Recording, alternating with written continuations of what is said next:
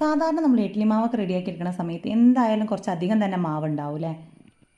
അപ്പോൾ ഇത് ആഴ്ചകളോളം ഫ്രിഡ്ജിൽ സ്റ്റോർ ചെയ്ത് വെക്കുന്നവരുണ്ട് അല്ലേ. അപ്പോൾ ഒരു ദിവസം ഇഡ്ഡലി ആണെങ്കിൽ നെക്സ്റ്റ് ഡേ ദോശ. അപ്പോൾ ഈ ഒരു രണ്ട് ഐറ്റത്തിൽ നിന്നും ഡിഫറെൻ്റ് ആയിട്ട് ഊത്തപ്പം സ്റ്റൈലിൽ ഒരു കുഞ്ഞു ദോശയാണ് കേട്ടോ റെഡിയാക്കി എടുക്കുന്നത്. അപ്പോൾ അതാ മെയിനായിട്ട് വേണ്ടത് നമ്മുടെ ഇഡ്ഡലി ബാറ്ററാണ്. അപ്പോൾ ഞാനിവിടെ ഒരു 10-15 മിനിറ്റ് മുന്നേ ഫ്രിഡ്ജിൽ നിന്നും എടുത്ത് പുറത്ത് വെച്ചതാണ് കേട്ടോ. ഇനി ഇതാ നല്ല ചൂടായ പാനിലേക്ക് ഒരു കയ്യിൽ മാവ് ഒഴിച്ചതിന് ശേഷം ചെറുതായിട്ട് തന്നെ ഒന്ന് ചുറ്റിച്ച് കൊടുക്കാം. ഇനി ഇതിന് മുകളിലായിട്ട് ചെറുതായിട്ട് തന്നെ അരിഞ്ഞെടുത്തിട്ടുള്ള സവാളയും കറിവേപ്പിലയും കൂടെ മിക്സ് ആക്കിയിട്ട് ഇട്ട് കൊടുക്കാം. ഇനി കാണാനുള്ളൊരു ഭംഗിക്ക് വേണ്ടി മാത്രം ഞാനിവിടെ കുറച്ച് ചില്ലി ഫ്ലേക്സ് ചേർത്ത് കൊടുത്തിട്ടുണ്ട്. അപ്പോൾ അത് ഓപ്ഷനിലാണ് കേട്ടോ. ചെറിയ കുട്ടികൾക്കൊക്കെ കൊടുക്കുന്നതാണെന്നുണ്ടെങ്കിൽ ഇത് സ്കിപ്പ് ചെയ്യാം കേട്ടോ.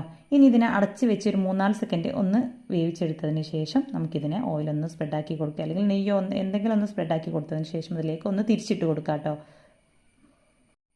ഇനി ഈ ഒരു സൈഡും കൂടെ ഡ്രൈ ആയി കഴിഞ്ഞിട്ടുണ്ടെങ്കിൽ നമുക്കിതിനെ പാനിൽ നിന്നും മാറ്റി കൊടുക്കാം. അപ്പോൾ ബാക്കി എല്ലാതും സെയിം രീതിയിൽ തന്നെയാണ് ഞാനിപ്പോൾ അവിടെ റെഡിയാക്കി എടുത്തിട്ടുള്ളത്. അപ്പോൾ ഇത് ചൂടോട് കൂടെ കഴിക്കുകയാണെങ്കിൽ നമുക്കിതിലേക്ക് സെപ്പറേറ്റ് കറിയുടെ ഒന്നും ആവശ്യമില്ല. അപ്പോൾ പെർഫെക്റ്റ് ആയിട്ട് തന്നെ എങ്ങനെ ഇഡ്ഡലി ബാറ്റർ റെഡിയാക്കി എടുക്കാം എന്നുള്ളതിൻ്റെ വീഡിയോ ഞാൻ മുന്നേ ചെയ്തിട്ടുണ്ട്. അപ്പോൾ അത് ഞാൻ താഴെ കൊടുക്കാം കേട്ടോ. ആവശ്യമുള്ളവരുണ്ടെങ്കിൽ ഒന്ന് കണ്ടു നോക്കുക.